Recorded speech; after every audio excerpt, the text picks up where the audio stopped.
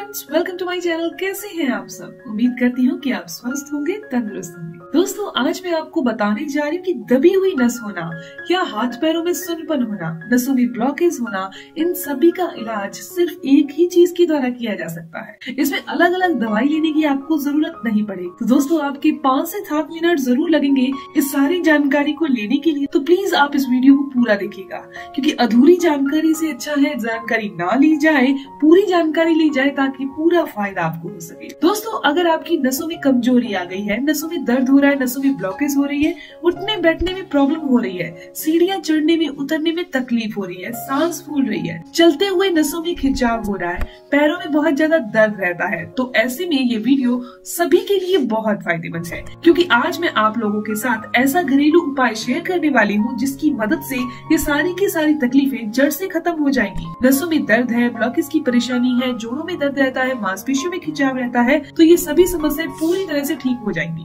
दोस्तों, आपकी नसें कमजोर है या नहीं, ये कैसे पता कर सकते हैं? हमारी जो नसें होती हैं, ये खून को मस्तिष्क तक पहुंचाने के लिए, साथ ही जरूरी जानकारी शरीर के अंगों तक पहुंचाने के लिए कई कोशिकाओं का इस्तेमाल करती है। ऐसे में जब नसों में ब्लॉकेज आती है या नसें कमजोर हो जाती हैं, तो शरीर में कई परेशानियां शुरू हो जाती हैं।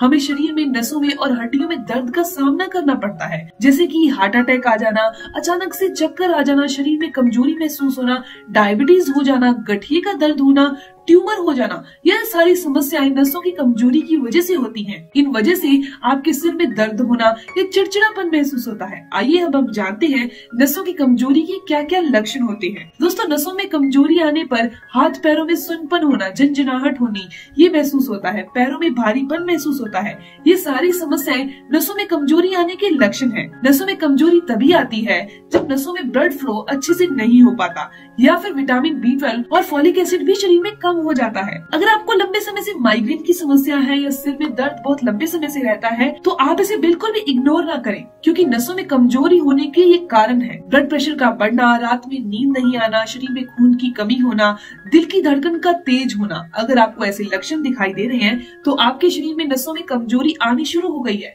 तो इसीलिए समय रहते इसका इलाज जरूर करवा ले। आज जो घरेलू उपाय आपको बताने जा रही हूँ, इसे आप जरूर फॉलो करिएगा। तो आइए मैं अब आपको बताती हूँ एक बहुत ही जबरदस्त घरेलू नुस्खे के बारे में, जिसका इस्तेमाल आपको रोजाना जरूर करना है नसों की ब्लॉकेज को दूर करने के लिए, खून में बुरे कोलेस्ट्रॉल को बढ़ने से रोकने के लिए और बुरे कोलेस्ट्रॉल को शरीर से बाहर करने के लिए। ये जबरदस्त है। इसके लिए सबसे पहली चीज हमने जो लेनी है वो है साबुत धनिया। इसको हम मसालों के तौर पर इस्तेमाल करते हैं। ये नसों की ब्लॉकेज को खोलने के लिए बहुत अच्छा है। दोस्तों, ये थायराइड को ठीक करता है, वो ये अलग बात है, लेकिन ये हमारी नसों को भी खोलता है। ये जो मैं उपाय आपको बताने जा रही हूँ, गर्मियों के मौसम में आप बहुत आसानी से कर सकते हैं। इसके अलावा हम यहाँ पर दूसरी चीज जो ले रहे हैं वो है बड़ी इलायची, यानी काले रंग वाली इलायची। दोस्तों, हम बड़ी वाली इलायची यानी काली इलायची का इस्तेमाल करेंगे। इसके बहुत सारे फायदे होते हैं। बड़ी इलायची ब्लड प्रेशर को नॉर्मल करती है, नींद न आने की समस्या को दूर करती है, शरीर में खून की कमी को दूर करती है, एनीमिया की प्रॉब्लम को दूर करती है। इसके अलावा ये किडनी को डिटॉक्स करती है। इसके अलावा ये गैस, एसिडिटी की समस्या को भी दूर करती है। शुगर पेशेंट भी इसका इस्तेमाल कर सकते हैं। जिनको ब्लड प्रेशर की शिकायत रहती है, वो भी इसका इस्तेमाल कर सकते हैं। इसके साथ साथ सर्दी, खांसी, जुकाम की समस्या में भी आपको आराम मिलेगा। ये हमारी इम्यूनिटी को बूस्ट करती है। यहाँ पर अगली चीज जो ले रही है वो भी बहुत साधारण है, वो है लौंग। लौंग के अंदर औषधीय गुण भरपूर मात्रा में है। ये शरीर में ब्लड सर्कुलेशन को बेहतर बनाते हैं, जिसकी वजह से नसों में मजबूती आती है, बंद नसें खुल जाती हैं, नसों में दर्द होना, सूजन होना, ये दूर हो जाता है। साथ ही साथ ये डायबिटिक पेशेंट के लिए रामबाण औषधि की तरह काम करती है लौंग। दोस्तों, सर्दियों के मौसम में लौंग का बहुत ज्यादा इस्तेमाल किया जा सकता है, लेकिन गर्मियों के मौसम में इसका इस्तेमाल ज्यादा नहीं करना चाहिए। आप लिमिट में करें। आपको बताया जाएगा कि एक इंसान ने इसका इस्तेमाल कितना करना है, लेकिन जो मैं आपको आज तरीका बताने वाली हूँ, इस तरीके से आप गर्मियों के मौसम में इसका लिमिटेड इस्तेमाल जरूर कीजिएगा। आपको 100% फायदे मिलेंगे। हमने यहाँ पर लेना है एक कांच का गिलास और इसके अंदर डालनी है एक बड़ी इलायची जो काली वाली है, उसे कूट कर डाल दीजिए। इसके अंदर हमने एक लौंग जो होता है वो भी कूट कर डाल देना है। दोस्तों, इसके अलावा डालना है दालचीनी की सिर्फ 2 चुटकी दालचीनी पाउडर का इस्तेमाल करना है। शरीर के लिए दालचीनी बहुत फायदेमंद होती है। दोस्तों, शरीर में ब्लड फ्लो को बेहतर करती है, नसों में मजबूती लाती है, मांसपेशियों में दर्द हो रहा है उसको दूर करती है, हड्डियों में होने वाले दर्द को दूर करती है।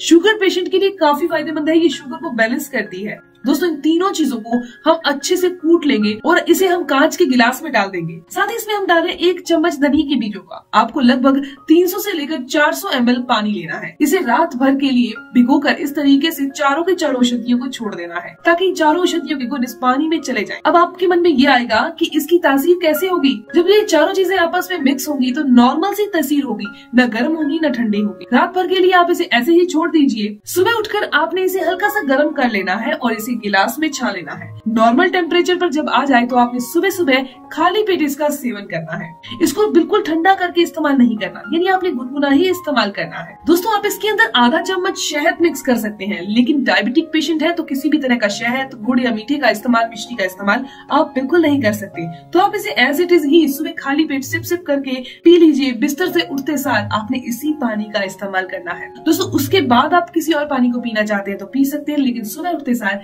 इसी का इस्तेमाल करना है। पर ध्यान दीजिएगा, प्रेग्नेंट महिला ने इसका इस्तेमाल नहीं करना, दूध पिलाने वाली महिला ने इसका इस्तेमाल नहीं करना। इसके अलावा जिनकी एलोपैथी की दवाई चल रही है वो इस रेमेडी को फॉलो करने से पहले डॉक्टर से सलाह जरूर ले लें कि आपको अगर इस तरीके की कोई तकलीफ है तभी आप इसका इस्तेमाल करें। क्योंकि कभी कभी क्या होता है कि हमें तकलीफ नहीं होती, हम किसी और चीज की दवाई ले रहे होते हैं, हमें नसों से संबंधित कोई तकलीफ नहीं होती, फिर हम इस रेमेडी का इस्तेमाल करते हैं और किसी मेडिसिन के साथ ताकि नुकसान ना हो सके। इसके अलावा सुबह सुबह आपको एक्सरसाइज करनी चाहिए। अगर आप एक्सरसाइज नहीं कर सकते तो आप वॉक जरूर कीजिए। अगर आप वॉक भी नहीं कर सकते तो घर पर चेयर है, चेयर के सहारे कदमताल ही कर लीजिए, यानी कि बॉडी की मूवमेंट जरूरी है।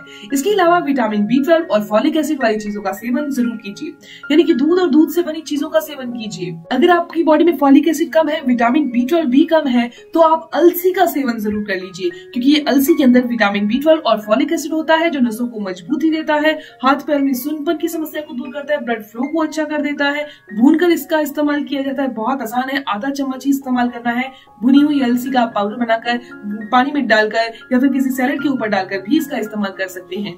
नसों में ब्लॉकेज को दूर करेगा, बुरे कोलेस्ट्रॉल को भी बॉडी से बाहर कर देगा। दोस्तों ये जानकारी, इन्फॉर्मेशन यहीं तक थी। मैं उम्मीद करती हूँ कि जानकारी आपके लिए फायदेमंद होगी। अगर आपको ये जानकारी अच्छी लगी, आपके काम की है, तो इस वीडियो को जरूर लाइक कीजिएगा, अपने दोस्तों के साथ जरूर शेयर कीजिएगा। मिलते हैं दोस्तों नेक्स्ट वीडियो में, तब तक के लिए धन्यवाद।